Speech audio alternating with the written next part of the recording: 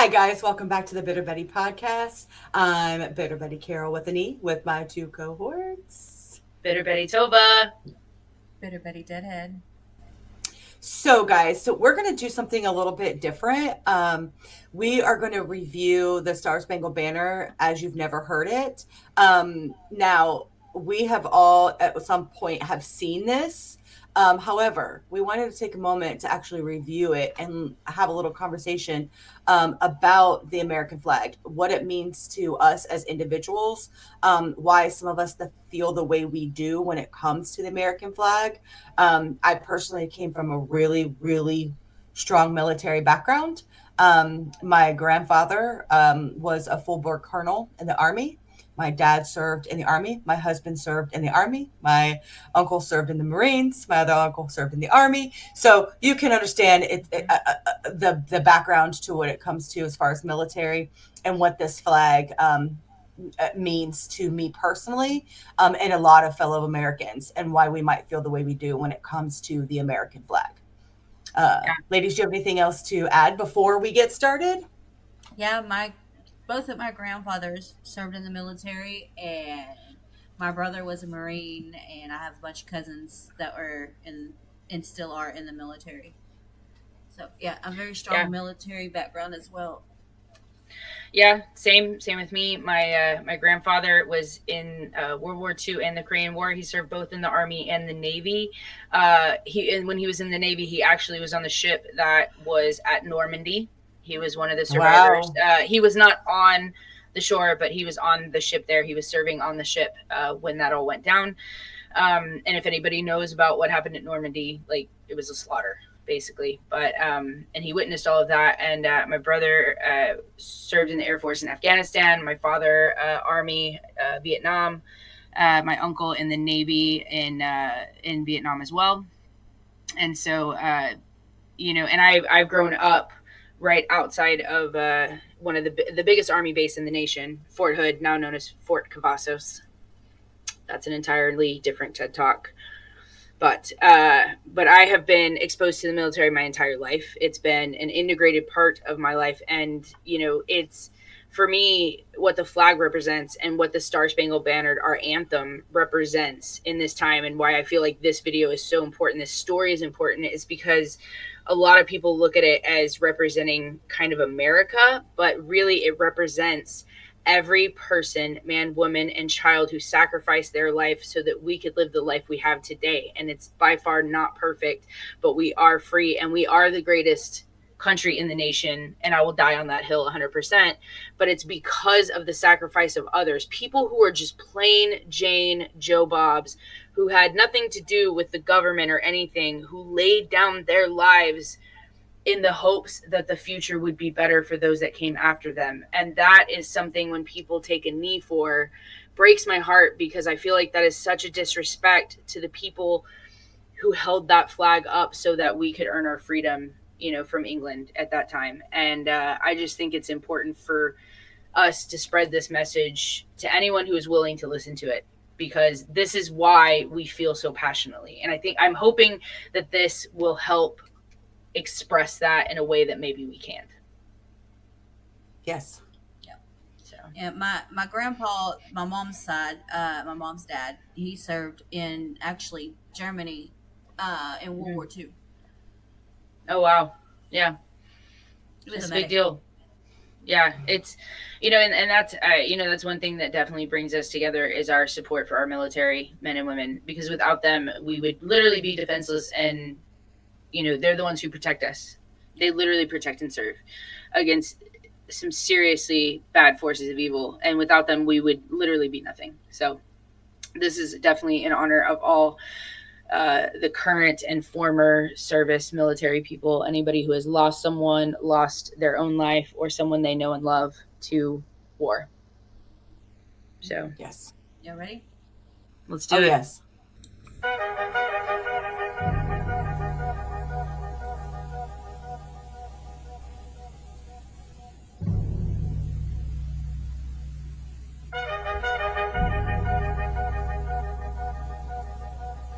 There was a lawyer once. His name was Francis Scott Key. He penned a song that I'm sure you're aware of. You've seen it. It's in most hymnals throughout our churches. It's called the national anthem. It is our song as an American.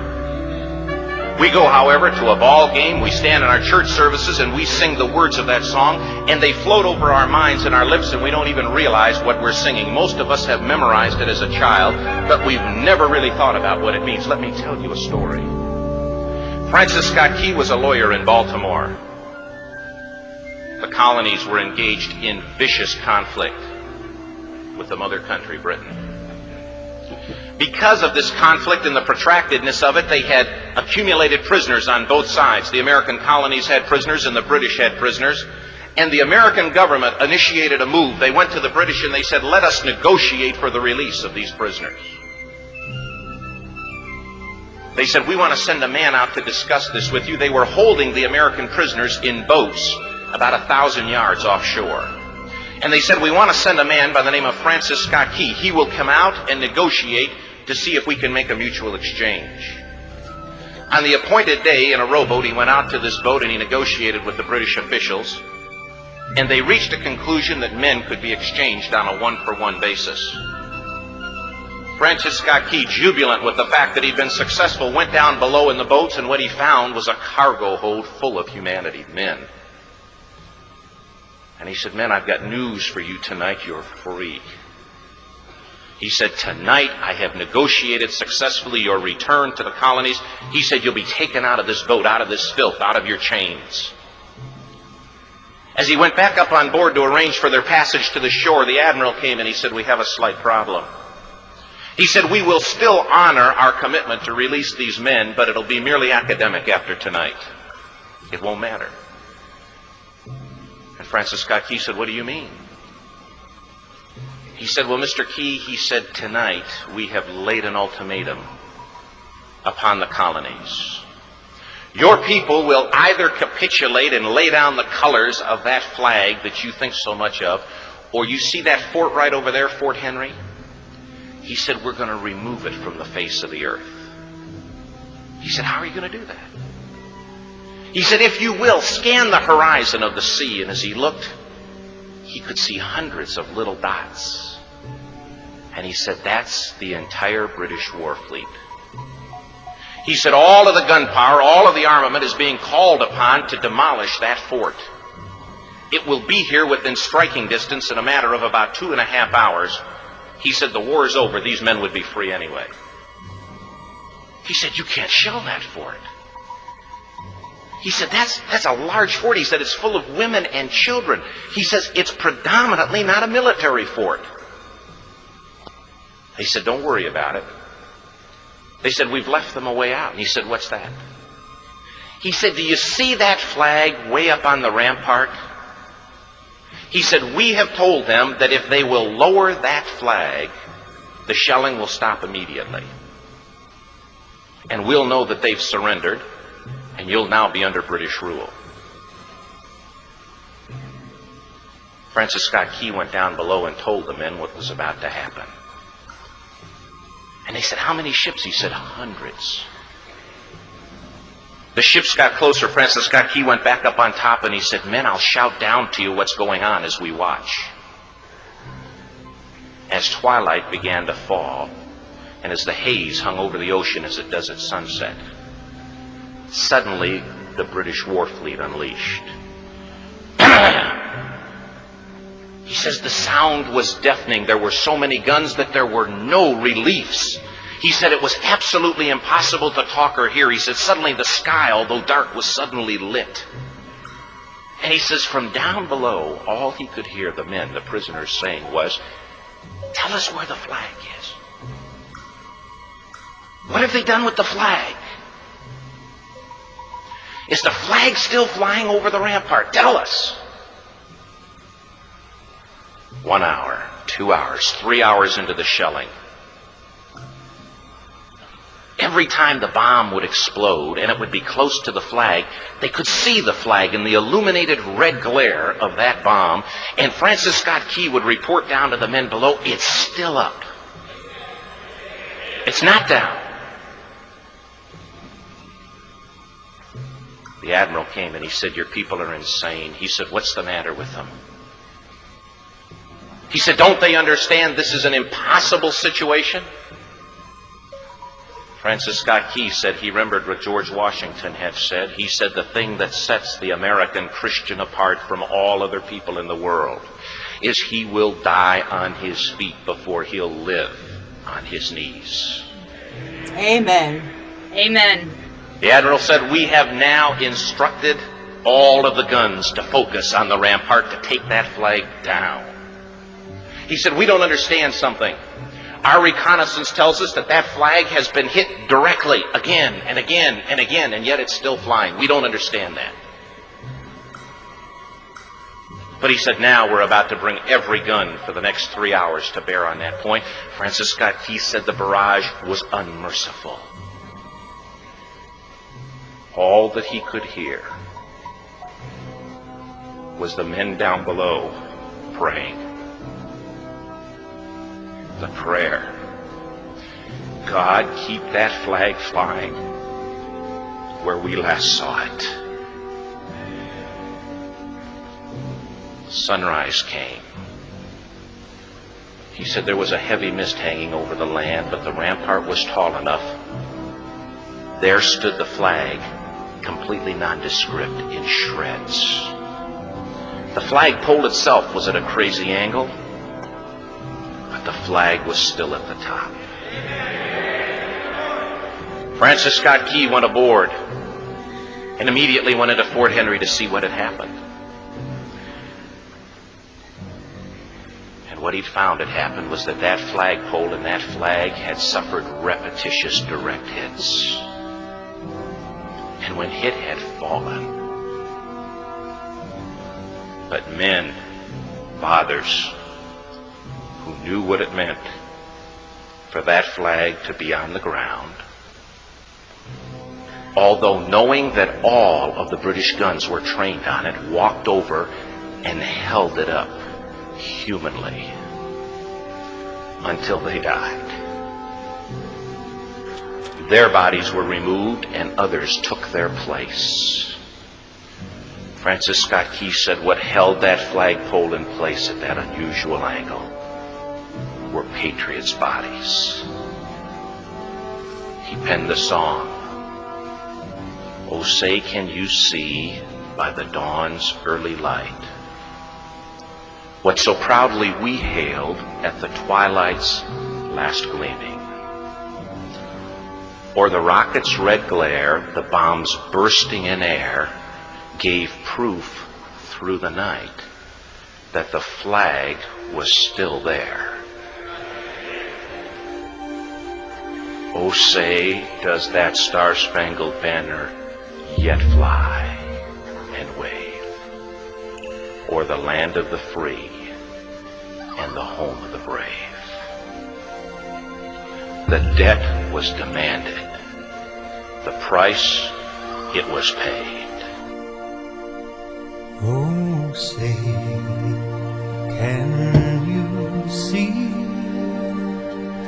by the dawn's early light what so proudly we hailed at the twilight's last gleaming, whose broad stripes and bright stars through the perilous fight o'er the ramparts we watched were so gallantly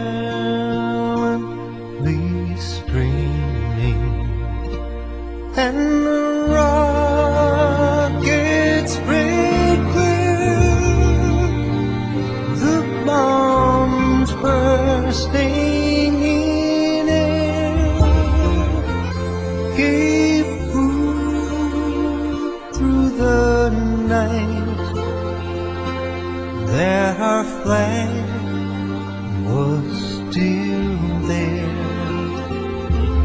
Oh, say, does does that star spangled banner yet wave o'er the land of the free and the home of the brave? Oh, say, does that star spangled banner yet wave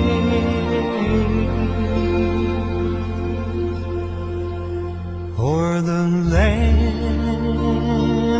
of the free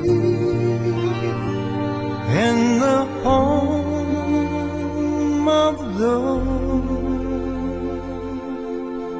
brave?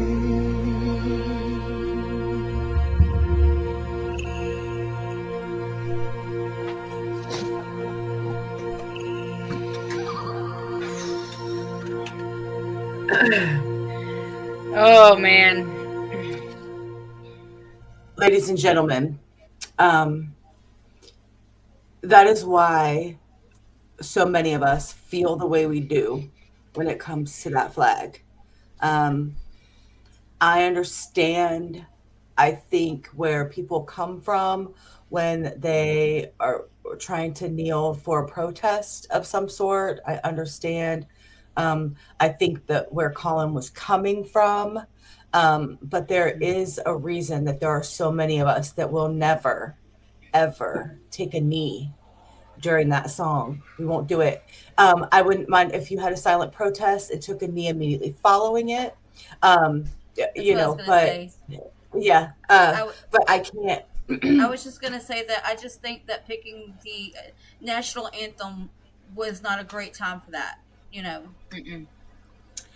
Yeah, I Well, think that especially because they wouldn't have had the right to do it if it wasn't for the people who right? died Because I protecting that think, flag. and this was going through my correct. mind, what rewatching it again and thinking about all of that. Because when I was watching a while ago, I was thinking, okay, a knee on the ground is like a sign of surrender. Yeah. So Yes, No surrender. so whenever when George Washington said that we will not be on our knees, we will be standing till the very end. Yeah. That means something, like in you put your knee on the ground during the national anthem. That's why a lot of people find it very disrespectful. Yeah. yes, and it also comes down to why we don't allow that flag to touch the ground. Hmm. Um, Mm-hmm. because there were so many men and Yeah. women, or actually at that time, probably most women did not partake, but men, sons, that were patriots held that flag up so it wouldn't hit that ground. That's why we're so picky about a flag. It's not that we're trying to idolize necessarily, right? Because Yeah. that's a lot of people say, why do you guys idolize your flag so much? It's not, it's actually, it's just respecting the fact that this flag symbolizes what people went through for me to Mm-hmm. be able to tell you I don't like you, right? Yeah. Like, or I don't whatever it might be, I don't right? agree It with gave you. us Yeah. Yeah. that 100%. freedom, Yeah. to not always agree. And I don't care if you want to disagree, that's fine, but don't be disrespectful and for the manner that you want to disagree. And Yeah. I think that it's really hard. I'm very passionate about it. When all that stuff happened, I even told my kids, I said, if I ever catch you on your knee, I will rip you up by the hair off your head. Like you're Yep. coming Yeah. up off Same. the ground. Like you're not doing Yeah. it. So because of Yeah. the military family that I went through, I just can't even imagine. Um, my dad was in Vietnam. Like I can't even Yeah. imagine. So sorry, ladies, I've been rambling. You guys. No, I completely agree with everything you said. It's a matter of respect, not not even necessarily for the country, because I know people have its issues with decisions the country, the government has made. That's not about them. It's about the people, the regular people like me and you and everyone out there, who decided that one of my favorite quotes of all time is courage is not the absence of fear, but rather the judgment that something is more important than fear. So it didn't matter how afraid they were to die. They died so that we had the right to live. Mm-hmm. And when you kneel during that song specifically, that is just to me one of the most disrespectful things you could possibly do to the to the thing that symbolizes the thing people went through. Freedom. So you had the right to do that. Yes. It's kind of Yes. a full circle thing. You know what I mean? You wouldn't have the right to, like, if you lived in a communist country, you did that, bitch, you're dead. You're dead. Yeah. They're gonna Yeah. hang you. They're gonna burn you. They're gonna do some crazy shit to you. So the fact that you have the right to do it is, yes, you're right, and I would die to protect your right to do that. But it's just very disrespectful. There's better ways, and to me, it's almost a virtue signaling protest because it's not changing anything. If you want prison reform, kneeling during your football game that pays you millions of dollars is not really going to encourage any change. You have to get out there and actually actively want to Do achieve change. something. Run for government, run for office. Like our favorite artist says, Tom. He talks about how you have, people are out there wanting change and protesting for change, but not doing nothing about it. Literally. Be the change you want. Be the change you want to see. Absolutely. And that's whether, like, look at what Killer Mike's doing to improve his own community in Georgia. Like, I've watched some of the interviews with him lately because he was on The View. That didn't go well for them. View? No, I watched a clip of him on The View. I did too. And told them about themselves. Don't fuck with Killer Mike, man. I need to he gonna tell you about yourself. He gonna tell you about yourself, Sonny Holston. I'm looking at you. Oh, girl, yeah, we need to show you that for sure because that was like, yeah, bravo. Good. Yeah, you know what I mean. But he is actively being the change he wants to see. Yes, he's literally improving his community. Totally. He's working with whoever is in office. And like Sonny tried to give him shit for working with Brian Kemp, who is the governor there, and she gave him shit for working with a Republican governor, even though he's like, look, that's who's in office. Like, that's who I have to work with in order to make change happen. It's not about supporting him. It's about making things happen. And I was like, right. Yes, absolutely. If you don't agree with what's going on, go out there and try to make a change, no matter who's in office. That's the whole point. Yeah. Sonny's just a hateful person in general, but yeah. He stood his ground, and I'm about to listen to all his music now. To me, that's just that's an excuse. Oh, well, because they're a Republican, I can't go do nothing. No, that's a cop out. Mm-mm. They gave Ice Cube the same shit. Yeah, we're meeting with Trump. You know what?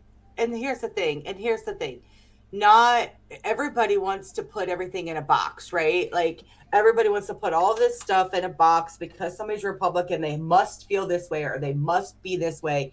And that's not the case, right? Same thing goes with somebody that is a Democrat, right? They want to put them in a box, so they must be this or they must be that. But there are so many that align with a political party that are pretty middle of the road on a lot of things.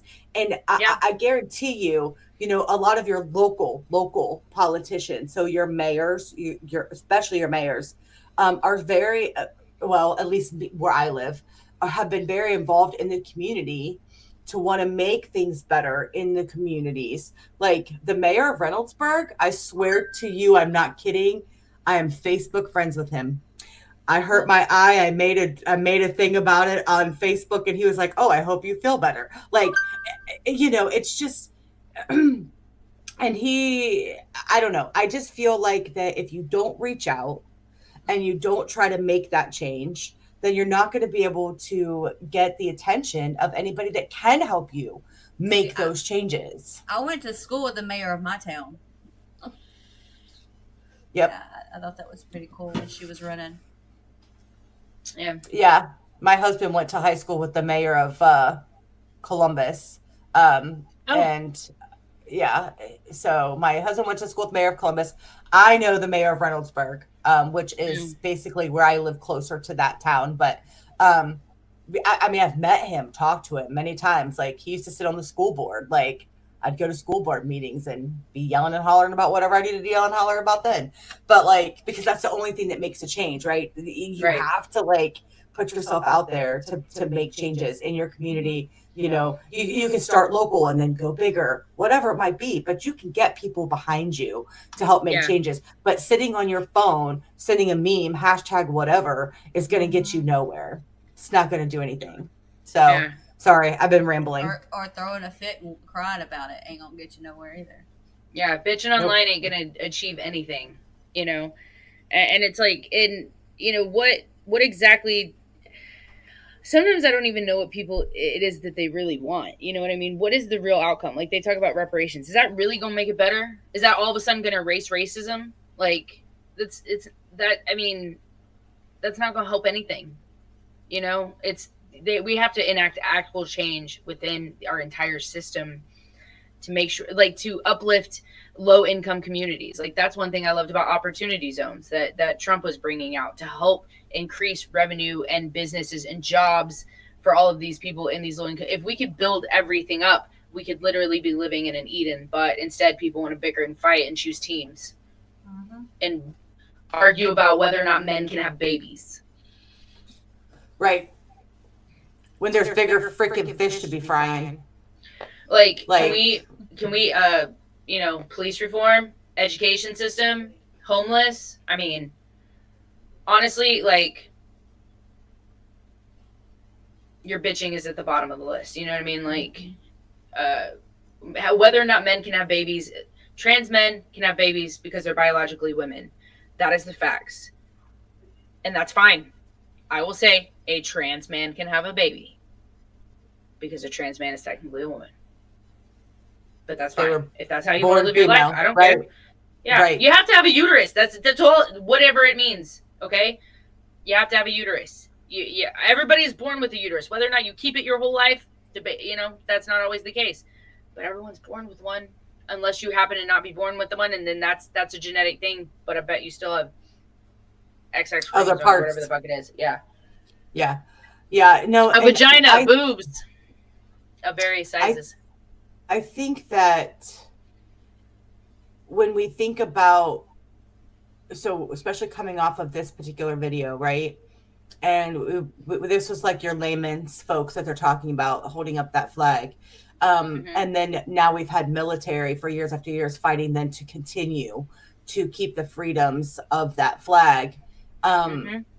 and it doesn't, like, that flag is the representation of the United States.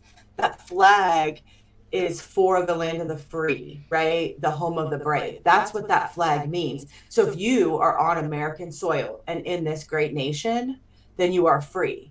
And there are men and women that died for that right for you to be free. So whether you like this country, like the government, like whatever's going on, the only thing we can do is try to invoke change. And the only way we can do that is to be united. And we are supposed to be the United States of America. And there is so much division right now that it Mm-hmm. is so hard for me to stomach watching all of the division and how much racism has erupted in the last 4 years since the pandemic, more so than I've ever seen in my Mm-hmm. entire life. And I'm going to be 46 years old, you know. So, and do I understand everything that somebody from a different skin color has gone through in their life? No, I do not. Mm-hmm. I can't possibly understand that, right? How can I? Yeah. But you can educate without being making it like as Yeah. if I'm ignorant, right? So Mm-hmm. it's just, some of it just frustrates me, you know. I get Yeah. frustrated. I agree with that. I actually had this conversation earlier too, a similar conversation about, like, you know, I've grown up in an extremely diverse area. I live right outside of one of the largest army base in the nation, and you know, and I'm used to a variety of cultures all the time. I've never not known that, and so to think that there are people out there who live in like I've heard stories about living in predominantly white areas or predominantly black areas and stuff. I don't understand not having a super diverse area because that's all I've ever known for my entire 41 years. And so I realize now, hearing other stories from other people, that not everyone's reality is the same. There are different realities for different people based on the experiences that they've had in their life. And I think the biggest problem we have is individual people on both sides are assuming that their experience in life is the reality of everyone, and that's not the case. And so in order to be Well united, put. we actually have to start sharing our experiences and think, because I realize that whether, like, okay, excluding radicals from the right and left, okay, I'm talking about the people that are more centered. They might lean a little more left or a little more right, but for the most part they have common sense. Okay. Most of us agree on where, like, that we want to go from point A to point B. Some of us want to take an Uber and some of us want to take a Lyft, right? Like, we just don't always see, like, agree that how to get there is exactly the same. But people like, I am mostly pro-life, but I'm not so narcissistic to think that this entire world should revolve around me and how I feel. So I'm willing to meet in the middle and say, hey, legal, but in the first trimester. After that, based on subject matter like assault, molestation, that type of thing, that one would be discussed after that first trimester. But that solves majority of the problems. Does it solve all? No. But, like, if we're not willing to meet in the middle and each be 75% satisfied, nothing is going to change. Everything will stay the same. Everyone will keep fighting, and literally we're not even at a standstill. We're literally in reverse right now. This car is in reverse, rolling down the fucking, it's in neutral, rolling down the fucking hill, right? We're about to crash and burn if we don't turn this shit around. And it starts with showing a little compassion and understanding, like, for someone else's predicament, right? Like, there's a lot of people who've lived in racism and gang environments or in very posh neighborhoods or whatever it is. All of our experiences are different, which means all of our realities are different. And so until we can come together, start sharing those and figure out where we can improve, everything, it's going to stay the same. Nothing's going to change, because all everybody wants to do is point fingers, point blame, not take any responsibility. Nothing's going to change until we all start, as a community, as one people, start actively making them change things. I agree. So I agree. Tova for president. Oh God, no. that's just too stressful. I'll fall more than Biden. I trip over flat surfaces all the fucking time. Like, you do not, like, I'm gonna fall downstairs and upstairs, off the bike, on the bike. It's not gonna matter. I'm gonna break an ankle and a hip. Oh my god. Oh. I'd probably make less sense than Biden too. I can't keep my thoughts straight. But it's a matter of, like, the people in office who are supposed to be enacting this change for us, until they have term limits, they are not going to do anything but stay in power. That's very true. Very true. Deadhead, do you have anything you would like to add? I think Tova covered it all, really. Everything I was, everything I was about I'm gonna get to off say, my soapbox now. Everything I was about to say, she done said it. So I was like, just listening. It's like she's in my head. Well, it's all right, guys. Well, then I think that's probably going to wrap up this particular segment and reviewing the Star Spangled Banner as you've never heard it. Got some of our feelings on how we feel specifically about the flag and how things are happening in this nation. Sure. One thing, I mean, we could make this like our first introduction into our Patreon, and if we get people start joining, we could start posting more stuff like this over there. I mean, it's just a thought. Well, yeah. Well, I was getting ready to lead into, if you guys have any other specific, topics that maybe you would like to hear the Bettys cover, you can always drop those down in the comments. We definitely would like to maybe have a little bit more of discussion about, we don't always, all three of us, believe it or not, guys, do not agree on every topic. So if you have any topics that you might like to see us cover, we'd like to show people that you can have a friendly debate and not always agree. So, Yeah. and if you guys make sure you like, comment, subscribe too. Go ahead, Tova. Yeah. Oh, and I was just going to say, I think it's always healthy to not agree with everybody, because if you always exist within an echo chamber, nothing will change as well. Right. Because we have to be able to say, oh, I didn't even think of it that way. You know what? That's probably a better option. Like, it's okay to not be right all the time. It's hard. Correct. Especially for me. I love being right, but I'm not always right. Same. Unfortunately. Same. I would love to always be right, but I'm not. What are you talking about? Wait, am. guys. I'm just kidding. I'm kidding. Nuh-uh, I am. Damn it. All right, guys. Well, we'll see you in the next one. Bye.